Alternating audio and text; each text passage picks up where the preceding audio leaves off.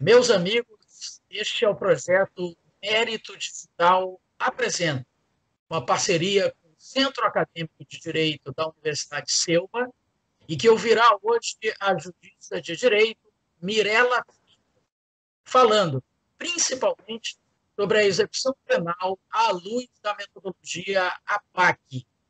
Inscreva-se no nosso canal, Mérito Digital, no YouTube, e nos acompanhe também em nossas redes sociais.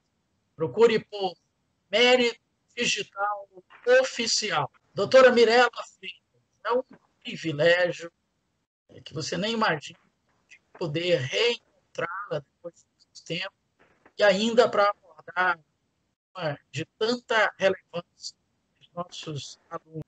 E para isso, eu gostaria de, primeiro, agradecê-la por disponibilizar um tempo para isso, que eu sei que sua agenda é extremamente ocupada. E, segundo, eu gostaria que a senhora começasse falando, até para servir de estímulo para os nossos alunos, que a senhora é o ex-aluno da Universidade de Seu, como foi abraçar a magistratura, como é que está sendo essa experiência, se a senhora aconselha, inclusive, esse caminho para os nossos alunos. Fique à vontade, é um prazer. Obrigada, professor Heraldo. É uma experiência muito interessante estar aqui hoje. Há muito tempo não nos víamos e primeiro eu gostaria de parabenizar pela iniciativa do canal, por esse estreitamento com os alunos, por essa forma menos informal de estabelecer um canal de comunicação com os alunos. Eu penso que esse é o futuro da educação, esse é o futuro de um modo geral em todas as profissões, é a gente se fazer entender para o nosso público e a gente estar atento às mudanças sociais. Então, por isso, eu parabenizo e enalteço essa sua iniciativa de trazer assuntos que muitas vezes são assuntos desgastantes, assuntos que as pessoas não querem falar tanto, para uma forma mais tranquila, uma forma mais leve. Então, muito obrigada pela oportunidade de falar um pouco do meu trabalho, de falar um pouco da execução penal e dividir essa experiência com você e com os seus alunos lá do Selma, com que eu tive oportunidade de estudar, que eu tive o prazer de ser sua aluna. Então, é muito bom realmente estar aqui. Bom, como você bem frisou, há 11 anos eu sou juíza de direito no estado do Maranhão. Essa carreira, ela durante algum tempo, ela foi um sonho para mim, mas quando eu passei no primeiro concurso para analista do tribunal, eu acabei adormecendo um pouco esse sonho, e aí estava com um salário bom, com um trabalho tranquilo, né? Assim, com um horário limitado. Então eu falei, eu acho que eu não preciso ser juíza para ser feliz. Mas daí o tempo foi passando e aquela coisa ficava dentro de mim, que eu precisava fazer alguma coisa, que eu queria fazer mais. E então foi quando, em 2007, eu decidi deixar o cargo comissionado que eu tinha, deixar as aulas, diminuir as turmas que eu dava aula na época na faculdade, para me dedicar mais ao estudo preparatório para o concurso. E foi uma experiência bem interessante, porque primeiro é desafiador pela própria dificuldade do concurso, e é desafiador porque parece que na hora que você decide estudar para o concurso, uma chuva de coisas acontecem na sua vida para te tirar desse caminho. Então, parece que todo mundo resolve te chamar para alguma coisa, todo mundo quer te fazer uma viagem, alguém fica doente, e aí você fica naquela situação. Eu vou priorizar o meu estudo, eu vou priorizar as minhas relações sociais, familiares, etc. Então, eu lembro que isso foi bem complicado para mim. E eu decidi priorizar o meu estudo. Então, a minha família compreendeu na época, depois de algum tempo, mas no início, assim, foi realmente, mas a Mirela tá muito chata, a Mirela não vai para lugar nenhum, a Mirela é insuportável, a Mirela não quer mais conversa com a gente. Mas é a questão do foco. Ou você tem foco, ou você não tem. Então, como eu tinha um objetivo a ser atingido num prazo que era considerado um prazo exíguo, se considerar a dificuldade do concurso, então eu tive que ficar 24/7 mesmo, 24 horas por dia, 7 dias por semana, pensando em estudar. Então, no meu carro, na minha época era CD, né? Então eu tinha eleitoral, eu estudei praticamente só dentro do carro. Que era uns CDs de eleitoral, de uma coleção da Audiojus, e aí eu ficava todo o tempo dentro do carro. Eu ia para o tribunal, voltava ao tribunal, ia buscar filho no colégio, voltava, sempre escutando direito eleitoral. Então, a gente vai usando as estratégias que a gente pode para conseguir se preparar. E aí, passar no concurso foi uma grande alegria. E aí, encarar a magistratura de frente talvez tenha sido a maior transformação da minha vida. Não apenas profissional, mas, sobretudo, como um ser humano. Porque eu saí da bolha em que eu vivia, né, assim, do mundinho encantado de Bob, e fui para uma cidade a 587 quilômetros de São Luís. Eu lembro que eu nunca tinha dirigido na estrada, e aí eu lembro que meu pai ficava falando, não, mas você não vai dirigir sozinho na estrada? Eu falei, pai, eu vou. Porque toda juíza dirige, todo mundo... Eu escolhi essa carreira, então tem ônus e bônus. Então, o meu ônus vai ser passar horas na estrada. Então, estou indo, eu vou aprender. E eu lembro que eu passava, assim, 10 horas para chegar em Passo dos Bons. E eu não conhecia direito o interior do Maranhão. Então, chegar numa comarca, assim, distante, numa realidade tão diferente, foi transformador para mim. Eu aprendi muitas coisas, eu cresci muito, eu amadureci muito como ser humano, sabe? Então, a minha primeira comarca foi Passo dos Bons, depois eu fui para Paraibano, fica a 511 quilômetros de distância, então também era muito distante. Depois, Olho d'Água das Cunhãs, a 300 quilômetros, daí Anajatuba, 120 quilômetros, e Itapecuru, 100 quilômetros. Então, nesse tempo todo e por todos esses lugares, a sabedoria popular vai nos ensinando a colocar o direito em prática de uma forma mais concreta do que qualquer outra situação, qualquer outro livro e qualquer coisa que a gente possa ter estudado. É claro que a gente sabe que a teoria ela é fundamental, mas para o juiz especificamente, a humanidade ela é uma característica que tem que ser valorizada.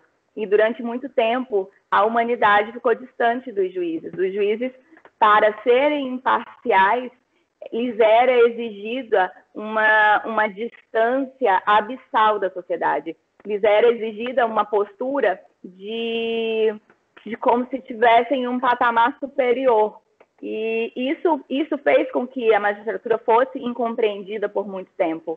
Eu não sou completamente a favor da gente pôr abaixo toda a liturgia do cargo, mas eu acredito que essa aproximação com a sociedade e esse diálogo, como você faz com seus alunos e como você oportuniza para hoje eu fazer com seus alunos, é o que vai trazer a compreensão e a dimensão do quão importante é o trabalho do juiz para a sociedade e do quão ele vem sendo deturpado nesses últimos anos. Então, o que nós temos de garantias constitucionais estão sendo passados como privilégios. Então, a gente está tendo uma desconstrução de uma carreira que, ao contrário do que as pessoas imaginam, não é glamour, sabe? Não é ficar milionário. Nenhum juiz pode ficar milionário, a não ser que ele case com um milionário, que ele seja filho de um bilionário ou que ele ganhe na Mega Sena. Fora isso, a conta não pode fechar. Ele vai viver bem, ele vai ter um salário bom, mas ele jamais pode ser milionário. Então, a gente tem, sim, algumas garantias, e essas garantias elas são essenciais para a independência da magistratura, e a independência da magistratura, por sua vez, é essencial para o Estado Democrático de Direito. Então, se a magistratura me fez crescer, foi a execução penal que me transformou num ser humano mais empático, num ser humano preocupado em aprofundar os estudos relativos não somente ao direito, mas a outras áreas afins. Porque a gente sabe que a execução penal ela é o ápice do direito criminal, né? Ela é o momento em que a gente vai ter a efetivação do comando decorrente da sentença condenatória. Só que a própria Lei de Execução Penal, no seu artigo 1º, traz dois objetivos. o primeiro objetivo da execução da pena é fazer cumprir a sentença condenatória e o segundo é dar condições para que o apenado possa ser reintegrado à sociedade. Porque a gente sabe que não existe pena de morte ou prisão perpétua no Brasil. Então, por mais bárbaro que seja um crime cometido, esse cidadão, ele mais cedo ou mais tarde, ele vai retornar à sociedade. E aí a sociedade tem que compreender como ela quer que esse cidadão retorne à sociedade. Então, eu lembro muito bem que quando eu fui promovida para Itapecuru, e aí fui com o ônus da execução penal para ir para Itapecuru, eu lembro que a primeira coisa que eu falei, quando eu contei para os meus pais, o meu pai não mora aqui, né? Meu pai falou logo, imediatamente, mas na primeira oportunidade você vai remover, né? Eu falei, pai, não sei, eu vou ver se eu vou gostar da matéria, não. E muitos colegas falavam assim para mim, Mirella, mas você não tem cara de execução penal, como a gente estava conversando antes, sobre essa questão da mulher como juíza criminal, da mulher como juíza de execução penal. Quando eu vou para os congressos, 99% dos juízes de execução penal no Brasil são homens. E eles se assustam em ver mulheres à frente principalmente quando fala do Maranhão, porque eles lembram de Pedrinhas e aí lembram de decapitações e imaginam uma mulher à frente disso tudo. E a realidade penitenciária que a gente tem no Maranhão é muito diferente de outrora, e a gente tem hoje, talvez, no Maranhão, a maioria de mulheres à frente das unidades prisionais. Não sei se isso tem alguma relação com a melhoria do sistema prisional nos últimos anos, talvez tenha, mas temos hoje um grande número de mulheres, e ainda assim, ainda dentro da nossa carreira, a gente escuta assim, mas você tem mais cara de direito de família, mas você deveria remover para um juizado especial. E quando eu fui para a execução penal, eu me apaixonei pelo tema. Me apaixonei porque, primeiro, eu acho que eu sou uma pessoa que gosta de desafios e sou um pouco competitiva, então acho que não tem lei que tenha comandos tão positivos e que tenha uma realidade tão negativa quanto a lei de execução penal. A gente tem várias leis que não pegam. A gente tem várias leis que a realidade é bem diferente do que determina a norma. Mas eu acredito que, como a execução penal, não existe. A realidade é absolutamente diferente daquilo que a gente estuda na teoria. Então, eu lembro bem que no primeiro dia que eu cheguei e que eu fui fazer a inspeção na então delegacia regional, havia mais de 100 presos num local onde era para ser 20. E aí eu lembro que quando eu saí da inspeção, eu fui para o hotel e eu fiquei pensando, o que eu estou fazendo aqui? Porque se o meu papel é garantir direitos, se no artigo 66 da LEP fala que eu sou responsável pelo direito dessas pessoas, como eu vou conseguir dormir? Como eu vou conseguir fazer o meu papel? Então, assim, foram acho que umas 2 noites pensando, sem dormir, preocupada, e aí até que eu comecei a me aprofundar e aí pensar primeiro em como resolver aquela situação. E aí eu vi que na execução penal, a gente, diferente dos outros ramos do direito, isoladamente não faz nada.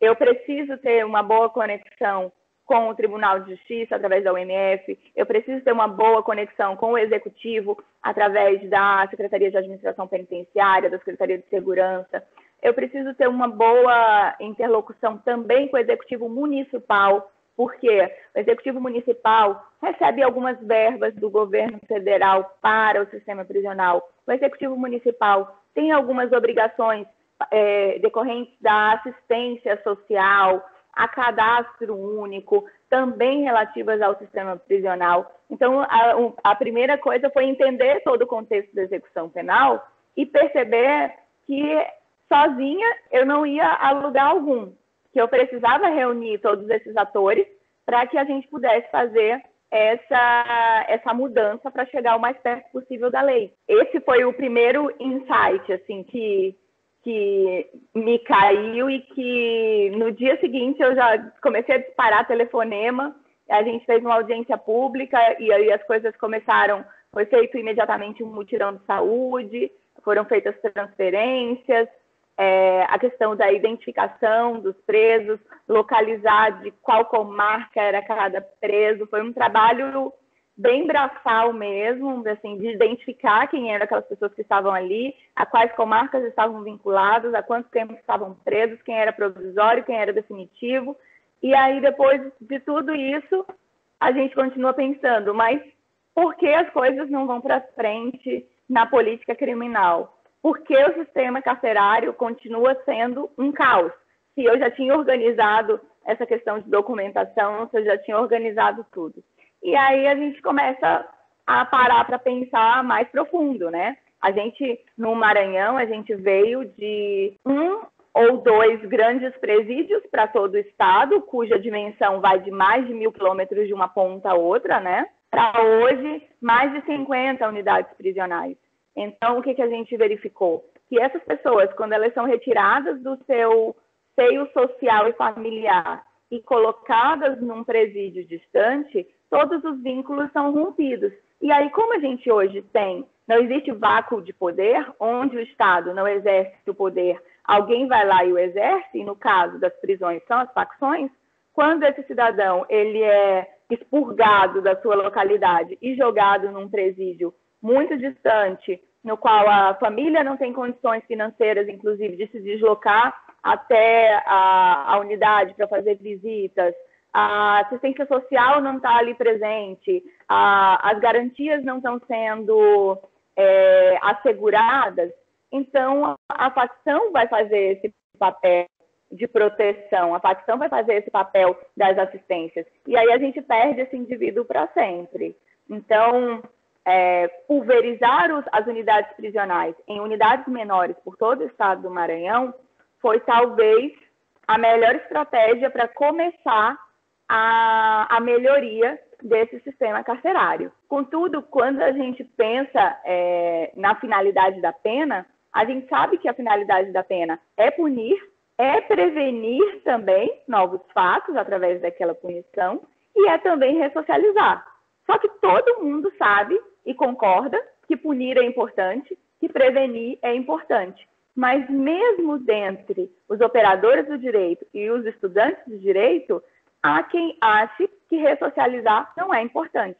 Há quem veja as assistências e a ressocialização como um privilégio do preso. E essa visão, eu penso que é a visão que mais atrapalha o trabalho com a execução penal e com o sistema prisional. Só para te dar um exemplo, nessa audiência pública que eu fiz em Itapecuru, acho que eu tinha 2 semanas na cidade, havia acontecido um crime muito bárbaro, um assassinato de uma adolescente, as pessoas estavam na porta do fórum com cartazes pedindo justiça e tudo, e aí quando eu estava falando sobre a questão de transformar a delegacia numa unidade prisional, de pensar na unidade prisional que pudesse trabalhar a questão da educação, da saúde, do trabalho, do preso.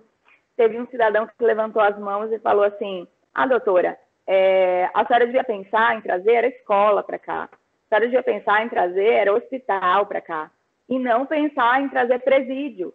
A gente não quer presídio, a gente não precisa de presídio.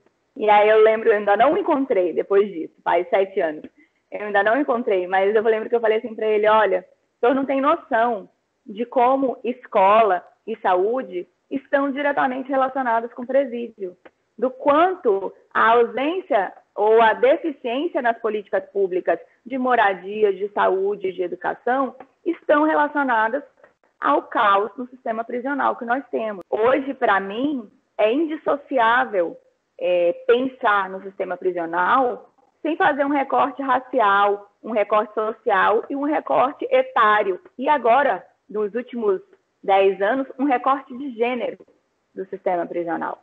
A gente sabe que de 1990 até 2019, a população carcerária cresceu 700%. Ou seja, a gente prende muito mais hoje. E a violência diminuiu? Não. A criminalidade diminuiu? Não. Então, o que isso quer dizer? Que a gente não está aprendendo certo. A gente não está aprendendo adequadamente. a gente não está aprendendo quem a gente tem que prender.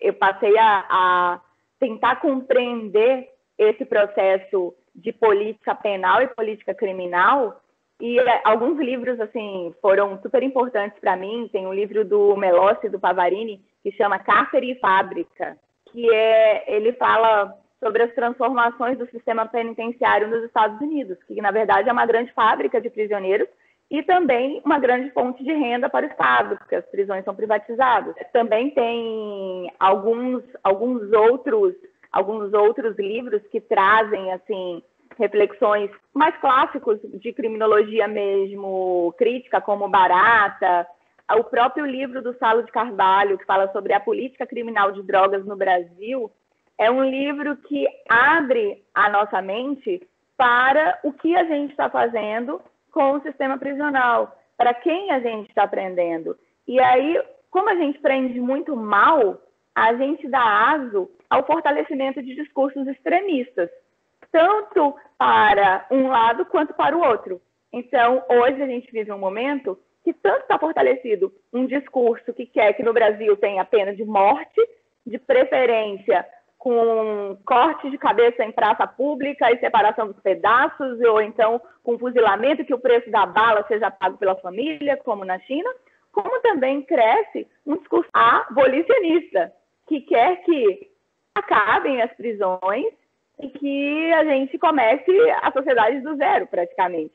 Então, quando a gente começa a ter esse tipo de discurso maniqueísta, esse tipo de discurso, na minha humilde opinião, superficial, de que vai existir uma solução fácil para um problema tão complexo, a gente deixa de observar a realidade com a inteligência que ela precisa para se resolver a situação prisional. Então, eu fico muito triste quando eu vejo, por exemplo, deputados, legisladores, de um modo geral, defendendo um discurso como se o problema carcerário ele fosse dissociado de um problema enraizado em todas as áreas da nossa sociedade. Na verdade, quando a gente fala de pena, a gente está falando só da consequência. E a gente não resolve nenhum problema a partir da consequência. A gente resolve sempre o problema a partir da causa. E aí é o grande ponto que eu vejo que nós estamos pecando. E, de outro lado, vejo como essa discussão está evoluindo, né? Por exemplo, quando eu estudei, que não faz tanto tempo, assim, tipo 20 anos, quando eu me formei, eu não lembro, eu não tive cadeira de execução penal. Eu tive aula de execução penal dentro de direito processual penal, dentro de direito penal, mas eu não tive uma cadeira de execução penal. Quando eu estudei para o concurso, não lembro de ter caído nenhuma questão sobre execução penal. Entre os juízes, a execução penal foi vista como o patinho feio durante muito tempo. E só de uns 10 anos para cá, foi que a execução penal começou a ter o protagonismo que é necessário para que a gente possa transformar a sociedade como um todo, desde a sua base.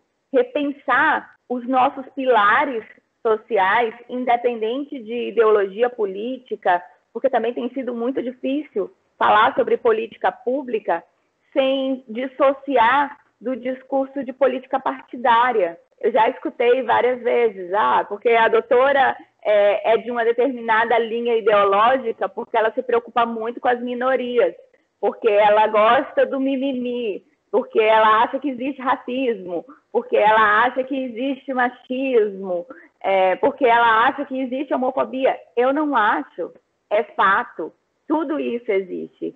E o sistema prisional é a ponta do iceberg, mas existe muita coisa que a gente precisa mudar embaixo. Como eu falei, a gente nunca vai tratar o problema se a gente pensar só na consequência. A gente tem que parar e pensar nas causas. E aí, sempre que pensar nas causas, é muito mais dolorido, é uma catarse social mesmo. É você repensar toda a base do nosso ordenamento, é você pensar a base da distribuição das políticas, de orçamento, de tudo. Então, é realmente instigante, preocupante Mas, por outro lado, apaixonante. Então, assim, eu te confesso que hoje eu sou uma apaixonada pela execução penal. Eu realmente acredito no que eu faço com muito amor, porque tenho dezenas de histórias e de testemunhos de pessoas que mudaram completamente as suas vidas. A gente vive num estado em que a população, em sua maioria, ainda é pacata, em sua maioria ainda é uma população ordeira. Então, o nosso sistema carcerário, ele é um sistema carcerário que tem facções dominando? Tem, várias, todas. Nós não conseguimos ainda fazer com que as facções deixem de dominar algumas unidades. Existem unidades para a facção A, unidades para a facção B, unidades para a facção C, e isso é uma demonstração de fraqueza do Estado. Mas, por enquanto, ainda eu penso que não é o momento do confronto. Por enquanto, eu penso que a gente, pulverizando essas unidades prisionais em unidades menores por todo o Estado, e essas unidades são sempre neutras, a gente está, de alguma forma, enfraquecendo, porque a gente não está mandando soldados para abastecer aquele exército das facções. Então, a gente está deixando as pessoas ali perto da sua comunidade, ali perto da sua família, e isso faz uma diferença muito grande, até porque também é previsto na Lei de Execução Penal essa participação da comunidade. E eu tenho muita sorte em Itapecuru, porque Itapecuru foi um solo muito fértil para a concretização desse artigo 4º. Então, a gente tem a participação da Associação Comercial, do Sindicato dos Ceramistas, todos abraçando tanto a questão mesmo da Academia Itapecurense de Ciências, Letras e Artes, que foi a primeira academia de letras do Estado e a primeira unidade prisional a ter remissão por leitura foi a de Itapecuru por iniciativa da academia. Os membros da academia, eles que faziam a correção das resenhas dos internos, e passei até vergonha, porque cheguei uma vez para a apresentação deles, eles estavam fazendo a apresentação sobre o Conde de Monte Cristo, e eu não tinha lido o Conde de Monte Cristo, só tinha assistido o filme, fiquei lá calada o tempo inteiro, e eu pensando, poxa, eles leram o Conde de Monte Cristo e eu estou aqui e não li. Então, essa participação, esse envolvimento das pessoas na execução penal é muito importante. Praticamente todos, da APAC, eu posso te falar que 100%, da unidade prisional, como ela recebe presos de muitas localidades, a gente não consegue ter tanto essa participação da comunidade e esse retorno do egresso. Mas da APAC, 100% dos nossos recuperandos que foram para o livramento ou que foram para o semiaberto tiveram emprego disponibilizado através ou do sindicato ou da associação comercial. Eles fizeram todas as tratativas para que essa pessoa fosse encaminhada para o emprego, e a gente já tem casos assim de pessoas que receberam 2 promoções, já 3 promoções. Tivemos 2 internos aprovados no Enem nesse ano. Ver esses depoimentos, ouvir esses depoimentos, conversar com essas pessoas, ouvir, às vezes, receber cartas de mães falando da transformação dos seus filhos, é que dá, assim, força para a gente continuar. Ao passo que você se sente cansada, em alguns momentos você se sente desestimulada, parece que quando isso está perto de acontecer, sempre tem alguma coisa que acontece e que te dá aquela injeção de ânimo, que te faz acreditar que vale a pena lutar pelo ser humano de novo. Minha nossa, doutora Mirella, que depoimento rico. E rico por quê? Foi esclarecedor, foi apaixonante, foi apaixonado, e por alguém que não está apenas teorizando, alguém que conhece os 2 lados, a teoria e a prática, e consegue aliar os dois. Seria a ministra de Justiça que eu gostaria de ver, para resumir todo esse depoimento.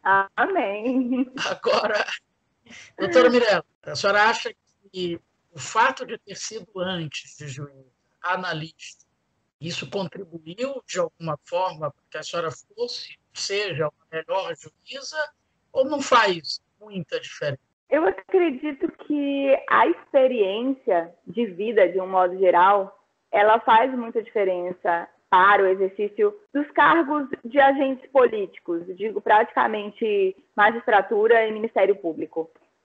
A gente tem alguns juízes e alguns promotores muito novos, né?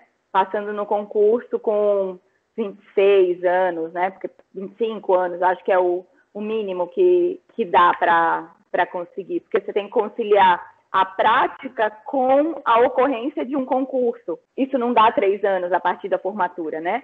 A partir do encerramento da prática, mas a experiência de vida ela é fundamental para a gente compreender o fato que se apresenta além do processo. Eu sempre falo para os servidores que trabalham comigo que a gente tem que enxergar o conflito e não somente o processo. Porque muitas vezes o processo ele reflete 10%. O conflito é muito maior. E você resolve aquele processo, mas o conflito continua. E muitas vezes ele vai aumentando. E de repente você tem um processo de homicídio que começou há 2, 3 anos lá com uma ameaça e que foi um TCO, uma coisa rápida, foi embora e ninguém se preocupou, e ninguém se aprofundou e aquilo foi ficando. Então, eu penso que esse olhar mais acurado, ele vem com a maturidade. Quando eu paro para pensar quem era a Mirela há 11 anos, quando eu passei no concurso e quando eu comecei a exercer a magistratura, e quem é a Mirela hoje, eu vejo uma pessoa muito diferente. E eu tenho certeza que daqui a 10 anos eu vou dizer assim, a Mirela há 11 anos não sabia nada da vida. Então, a experiência, ela é sim, a maturidade, ela é sim um fator que te faz enxergar o mundo com outras lentes, que te faz trocar as lentes. E aí é onde eu acredito que é o grande momento que a magistratura vive, que é o momento de jamais esquecer a técnica, jamais esquecer a teoria, mas se aproximar para que o juiz possa compreender e estar inserido naquela sociedade. Por que o tribunal do júri ele é tão complicado e tão criticado? Mas por que o tribunal do júri ele é importante? Porque o cidadão, no caso dos crimes mais graves, nos crimes dolosos contra a vida, ele é julgado por uma pessoa comum, que faz parte daquele seio social e etc.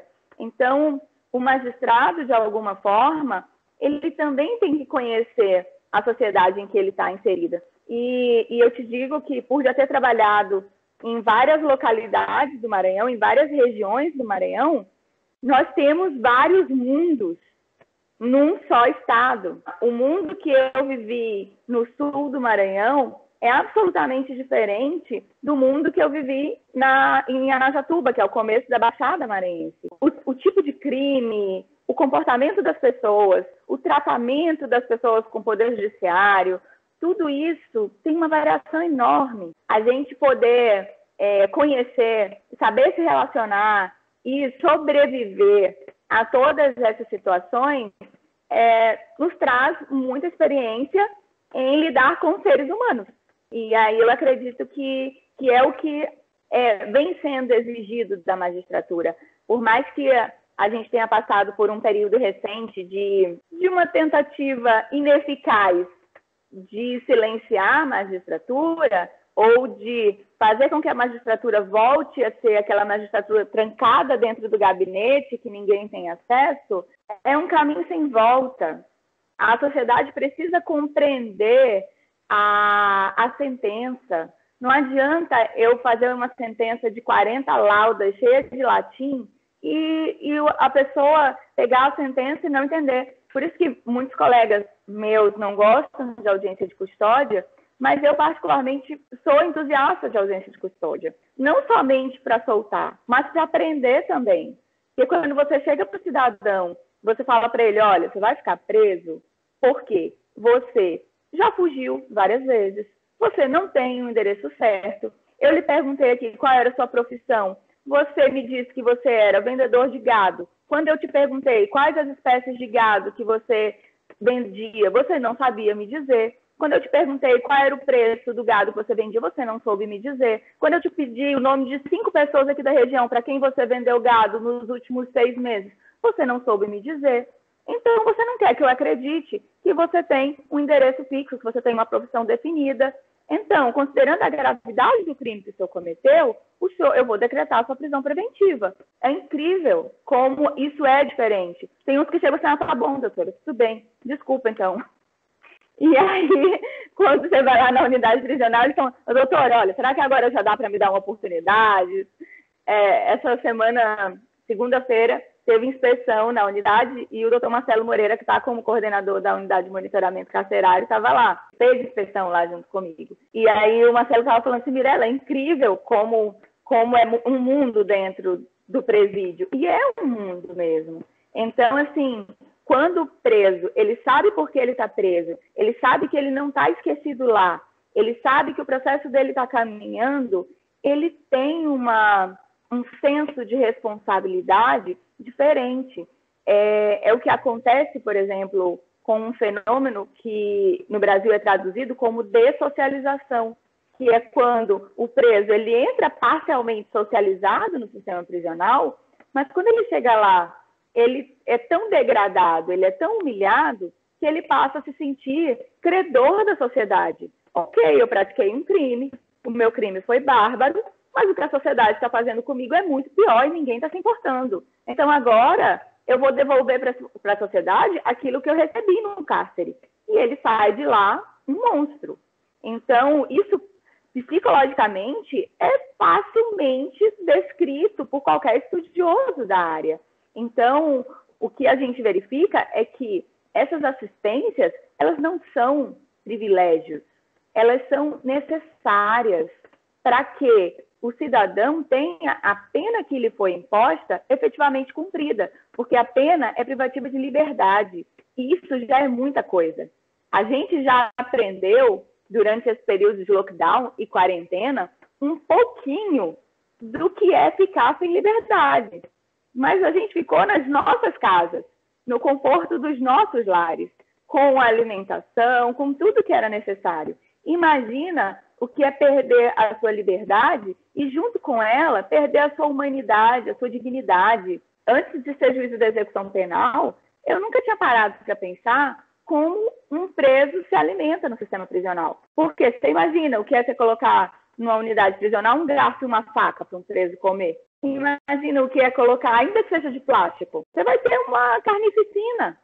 Então, os presos normalmente comem com a tampa do bandeco ou com o tubo de pasta de dente, quando acaba, faz como se fosse uma colher para comer. É uma facada na dignidade desse ser humano, sabe? Isso é você animalizar o comportamento de um ser que está ali porque perdeu a sua liberdade, porque praticou um fato que é tido como típico, um fato criminoso, tem uma pena aplicada, essa pena ela é privativa de liberdade, e na hora que essa pena vai ser executada, uma série de outros direitos dele lhe são tolhidos e a sociedade não se importa. E a sociedade acha bom, porque para o preso, quanto pior, melhor. Então, essa nossa visão é que está fazendo com que o sistema fique dessa forma. E aí é onde entra a questão da metodologia APAC, que é uma metodologia que surgiu há mais de 40 anos, inicialmente em São Paulo, se consolidou em Minas Gerais, e que ela é fundada em 12 elementos. Mas, para resumir, entre esses 12 elementos, a valorização humana e o desenvolvimento do espírito de solidariedade, eles são essenciais. E aí, para a gente se encaminhar, eu vou te contar 2 relatos, 3, da APAC. A APAC de Itapecuru foi inaugurada no ano de 2016. Ela é uma associação sem fins lucrativos com finalidade pública reconhecida por lei. É feito um convênio com a SEAP e montado um centro de reintegração social. O custo do preso, ele costuma ser 1/3 do custo do preso no sistema prisional. E qual é a mágica disso? Voluntariado. Praticamente todas as assistências na APAC, elas são feitas por voluntários. Então, por exemplo, o médico da APAC ele é voluntário, o psicólogo ele é voluntário, as pessoas que vão auxiliar nas visitas, nas revistas, são voluntárias, as pessoas que vão desenvolver oficinas de laboterapia, oficinas de profissionalizantes e todos os serviços, todas as assistências previstas na LEP são garantidas no Centro de Reintegração Social. Então, tem gente que fala assim, a PAC é presídio de luxo. Não, a PAC é presídio que cumpre a lei de execução penal. E, por isso, é tão tranquilizante para um juiz ver os recuperandos cumprindo pena na PAC, porque ele se sente cumprindo o seu papel de garantidor dos direitos constitucionais e legais daquelas pessoas que foram privadas de sua liberdade. E aí, eu me recordo que logo quando inauguramos a PAC de Itapecuru, a primeira coisa que me chamou a atenção foi a questão da alimentação, que um deles falou para mim, né? E que fazia muitos anos que ele não sentava à mesa para comer com os talheres, para estar socializando naquele momento de almoço. A questão das revistas vexatórias, que a gente sabe que por mais que já tenha Bariscan em algumas unidades prisionais, a revista na unidade prisional comum, ela é uma revista mais minuciosa, então, sobretudo para as mães dos apenados, que normalmente são senhoras, e que muitas vezes, pelo fato de já serem senhoras, são usadas como agentes do tráfico também, tem que ser feita uma revista mais acurada. E lá na APAC, essa revista ela já é uma revista mais branda, porque o senso de responsabilidade ele é de todos. Então, por exemplo, quando tem uma fuga na APAC, eu só tive uma fuga em 6 anos, eles ficaram desesperados. No dia que eu cheguei lá, eles estavam, doutora, por favor, olha, não foi culpa nossa, nós tentamos, mas nós vacilamos, porque nós não conversamos, nós não percebemos que o recuperando estava mal, que ele estava depressivo, mas a gente não vai mais deixar isso acontecer. Então, assim, eles se sentem responsáveis uns pelos outros, sabe? E um depoimento que eu jamais vou esquecer, sempre quando a gente saía do fórum, 7h30, a gente passava na APAC, eu e a promotora. E aí um dia a gente passou e tinha um preso, um recuperando que estava assim, olhando para cima, né?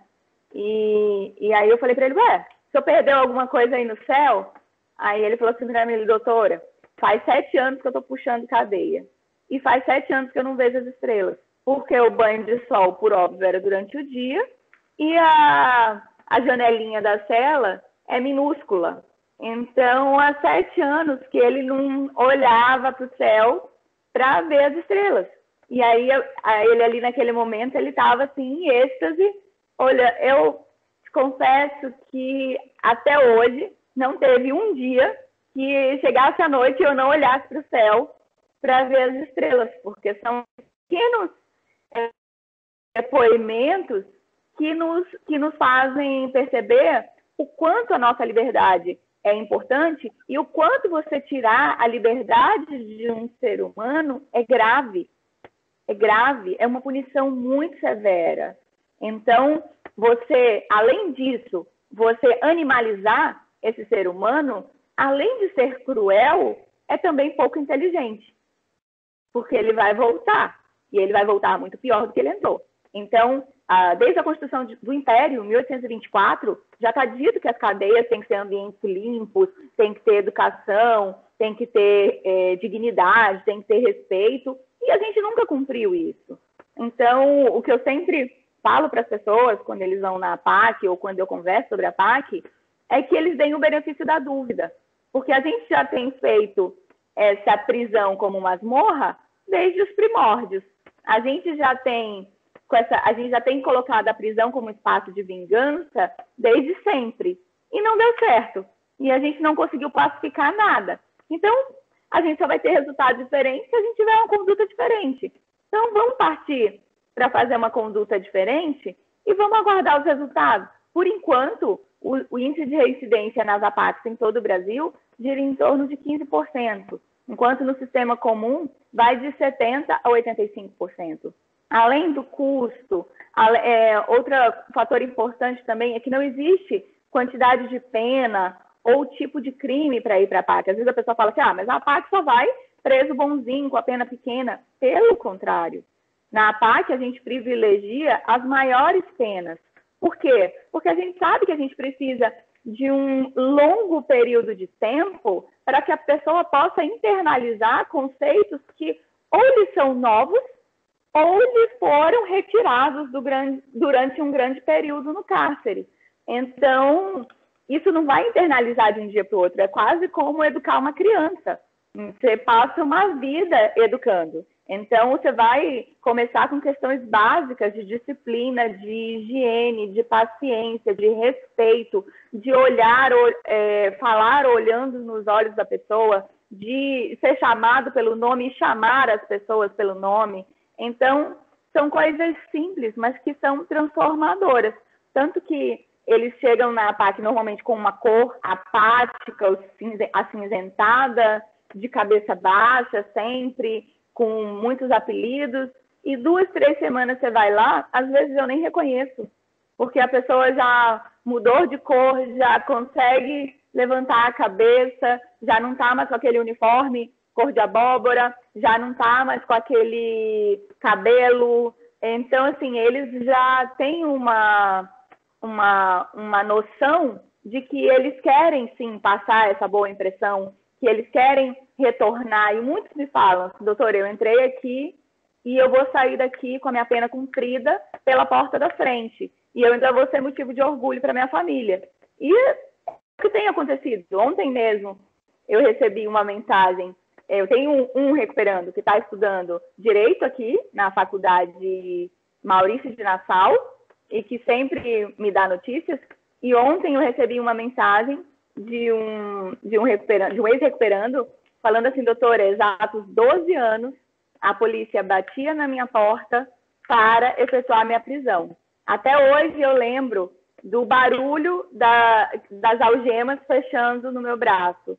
Até hoje eu lembro de tudo que eu passei até chegar ao ponto de ter a oportunidade de ir para a PAC e virar a chave da minha vida.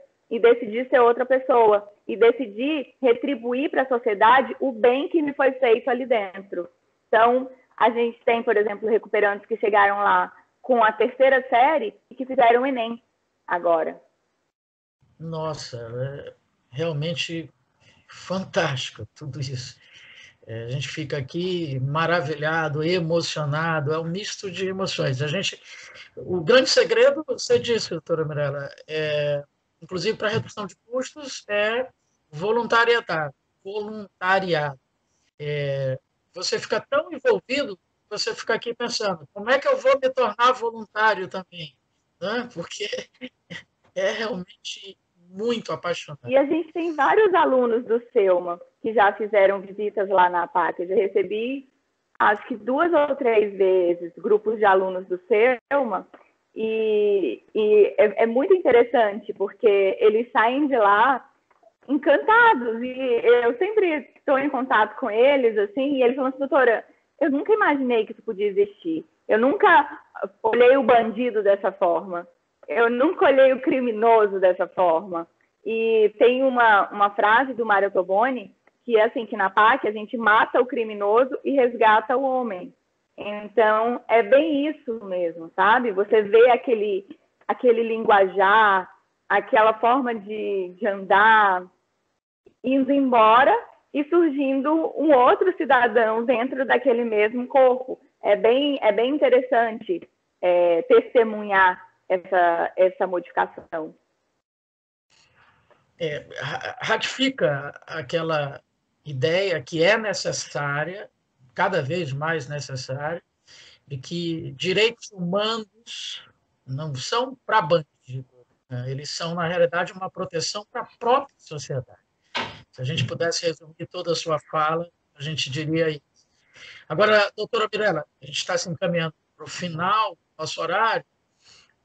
Eu gostaria só que a senhora falasse, que parece que essa sua atuação à frente da execução penal, ela acabou lhe dando também uma oportunidade de mostrar isso internacionalmente e tal. Gostaria que a senhora finalizasse falando sobre esse projeto. Ai, que bom. Então, professor, a gente, durante todo esse período, né, eu sempre procuro participar de todos os congressos, de tudo que tem na área execução e a gente vai conhecendo as pessoas, né? Em 2016, eu conheci a Fundação Hábito, que é uma fundação italiana, né? Conheci o presidente, o Jacopo Sabatiello, e essa fundação ela recebe recursos da União Europeia para aplicar em projetos na área da execução penal.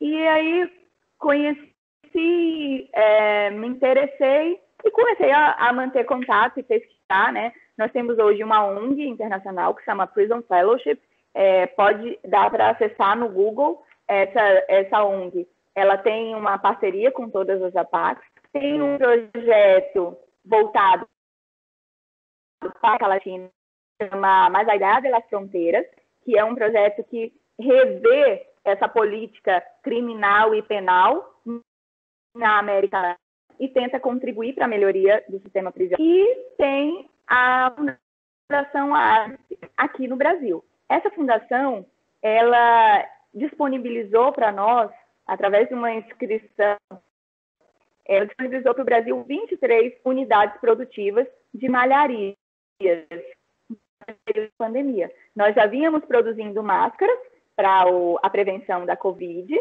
mas de forma artesanal, com máquinas emprestadas, com tecido de TNT, que era o mais barato, tecido doado, e a pessoa que foi fazer o curso era uma costureira, que era voluntária, que ensinou os meninos a produzirem. E aí, com isso, chamou a atenção da fundação, e a fundação disse, não, então a gente vai doar a atividade ativa profissional de malharia para 2 APACs no Maranhão, que foi Itapecuru e Bacabal. E com isso, eles aparelharam toda essa unidade. A gente vai, ao final do projeto, que já está se encaminhando para o 2º mês, a gente vai produzir 350 mil máscaras de prevenção à Covid. Essas máscaras elas são distribuídas para os acompanhantes das pessoas que estão internadas nos hospitais, para as instituições como Instituição de Recuperação de Dependentes Químicos, para a PAI, para os agentes comunitários de saúde, para as associações comunitárias, para as pessoas carentes, para os familiares dos recuperandos e dos presos da unidade prisional. Então, essas máscaras elas são doadas. E, posteriormente, com o fim da pandemia, nós já fizemos a tratativa com a Secretaria de Administração Penitenciária, que eles vão produzir uniformes que serão comprados pelo próprio sistema prisional. Então, o que foi muito importante para nós, porque além de nós conseguirmos